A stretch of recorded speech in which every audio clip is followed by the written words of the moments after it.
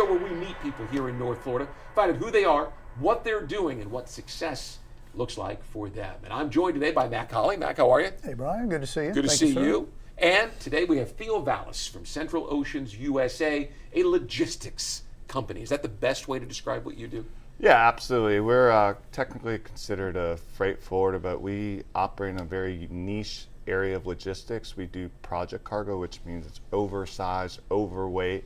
We build power plants, wind farms, solar farms, things like that. So you're the guy who's got those great big long turbine blades. Exactly. Some of them are 250, 300 feet. Frankly, a lot of what we move you will never see on the highway because it's moving circuitous routing at night, weekends, because they don't want to disrupt. You don't want this shutting down 95 or things like that.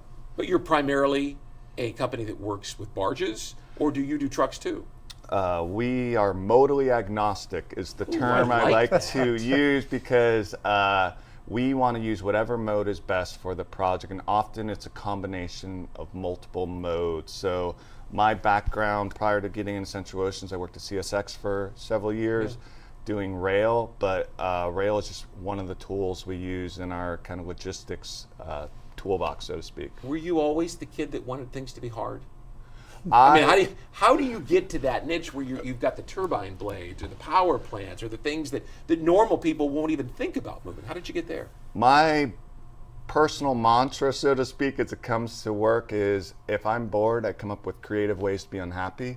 So when I like that. when I do what I do every day, and I've been doing this for 20 years now, I will run across something that is different or I haven't seen where I have to get my fix-it problem solver kind of mindset in there, and that's really important to me because normal logistics, consumer products, it's very challenging from a volume perspective, but it's nothing like what we do. Nothing we do just happens, so we have to manage every detail and aspect and figure out how to mitigate risk, and it's very challenging, but it's also very rewarding. Before I stop hogging all the oxygen and step aside for Mac, I do have to say that I believe that boredom is a motivational state, right? And that we need boredom in our lives today because that's where the cleverness, that's where the creativity, the imagination comes to life. That's where great businesses and ideas come from. Absolutely. I can't go 100 miles an hour all day, every day, because I do need to unplug. And to your point, I have to still the voice, so to speak, so I can come up with new ways to grow our company. Also, for me, balance is really important. So as a father of 4 and a husband, I do also try to spend time within the community and with my kids. So a lot of time I get my best ideas driving them to and from practice or something like that. So you're 100% right.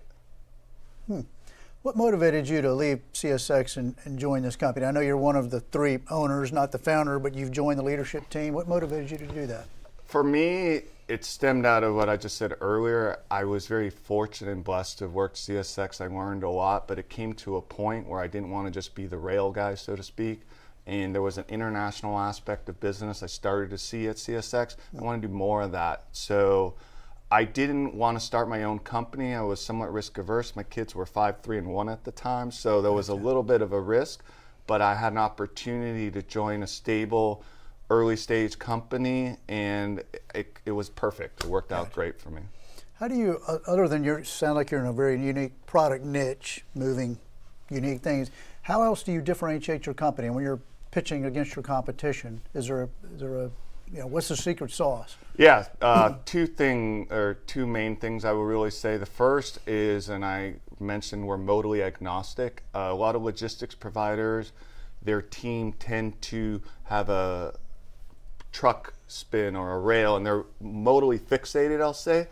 We really don't care what mode, and our core team all comes from the different modes we use. So was the rail, we used to use the term SME at CSX, subject matter expert.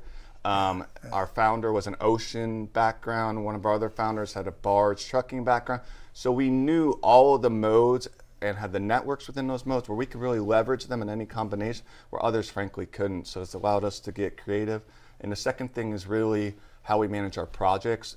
We do all what we call single source. So if I ship a transformer from China to middle of nowhere United States, there's multiple carriers, modes involved. They're only getting one voice, and that's Central Oceans voice, have one project manager, and then we have our own team in the field at each of the touch points and risk points, managed so they're getting real-time communication directly from us, regardless of geography and time zones, things like that.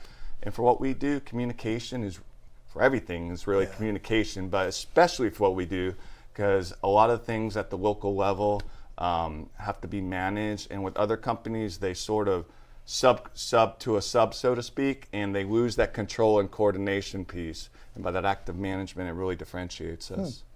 I would think with everything that's going on with artificial intelligence and technology, I mean, that's got to be coming down center plate to helping your company figure out better ways, more efficient ways to do things. And it's maybe a little early stage yet, but where do you see that coming in? Yeah, absolutely. It's already had a drastic and profound effect on things like I'll call traditional logistics, which is very systems automated, whereas our business, because of the uniqueness, is still very much I've got to pick up the phone, I've got to have a relationship, and I really have to manage it at almost like a primal level, or so to speak.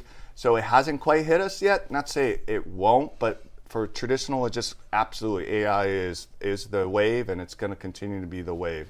Gotcha. How about challenges? What barriers or challenges have you faced or had to overcome as y'all have grown the company? Obviously, being a small business in itself has challenges. Coming from a Fortune 250 company, it's a little bit different. For me now, the biggest challenge, like many companies, is finding labor or finding a team.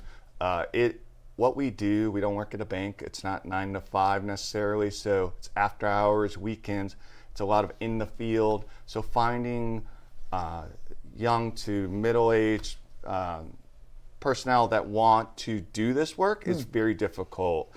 So we're trying to get creative. I was in the military, so we're starting to cast the net to more veterans and things like that, because they're used to working those conditions. They're used to grinding in, and for them, even our work probably feels easy compared to a lot of people. No one's shooting at you while you're moving things. Exactly. It's Yeah. a little safer. What's the most fun? It's easy to say what was the most difficult, but what can you give us a short story? The most fun logistical challenge that you've had? What'd you move that makes you still beam with a little pride? Yeah, I spoke to the boredom aspect, but what I also love, I'm a very visual person. I directly see the products of what I do. So when a new plant fires up, I see my cargo went into there, so I love that aspect. One of the most interesting projects I personally been involved in was one we shipped a bunch of cargo out of China into Stark, Florida, so Camp Blanding, near Camp Blanding. Okay. Several chemicals and mining equipment modules, and it involved literally every mode of transportation. And it was neat because when I was in the Army National Guard, I was at Camp Landing a lot. Right. So it was kind of a flashback there, going to Stark and things like that, and seeing help with the local community and the job creation, things like that. Where do you see the company going? So right now, renewables is a big area for us. We're one of the pioneers in wind transportation, and that's evolved now where we're getting involved with battery storage, solar. So we're continuing to move that. We don't want to be everything to everyone. We don't want to grow to be a massive 1-800-book freight, but we are growing, and now we're getting to the point of we know who we are, so just pulling those levers and growing responsibly within the areas that we've already had success. So. How about a final thought then just on business in Jacksonville? We've talked to a lot of people from the port and how that's interwoven into the fabric here, and manufacturing, AI, a lot of great conversations here. So how do you see Jacksonville serving your needs and the needs of Central Oceans? Absolutely. We are seeing a lot of industries that are industrial type industries or returning to Jacksonville, and I've even heard talks of some battery and EV plants, things like that. We had Jinko Solar just located a couple of years ago. So I do see there's going to be more of an industrial base for types of customers that we will support. And then again, the city, as all of us are aware, is growing profoundly from other states and things like that. So continue to just be involved and figure out how we can help support that growth. It's a dynamic place to be, isn't it? Absolutely. It's funny. It's like the biggest or smallest big town you'll ever be at, but it's kind of losing that a little bit with some of that. And I live in St. Johns County, and you really see that every day with all the growth that's going on there. Theo Vallas from Central Oceans USA, thanks for joining us today. Thanks for having. I really enjoyed our time. Great to see you, Theo. You Thank too, you. Mac. Good to have you. you, Appreciate Brian. it. Yes, sir. And we'll see you again soon here on Finding Your Frequency.